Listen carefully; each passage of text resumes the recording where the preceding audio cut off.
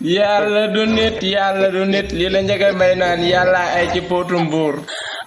da ngay weer ba mu noppi rek mu taw ci kawam. Aïssatou Diop Fall da seeti woon na sëñ bi Cheikh Bara Ndiaye da la seeti woon nu mu nit li dong la doon wër de aka mën a fen kii non may yàlla la am man Aïssatou Diop Fall xaw ma lan nga waaye nit li moom ñun waxal sa soxla rek ñun xam nañ lépp yàgg di ngeen dégg Aïssatou Diop Fall nga Pastef waaye ñun daal la ma la waxoon ca début ba rek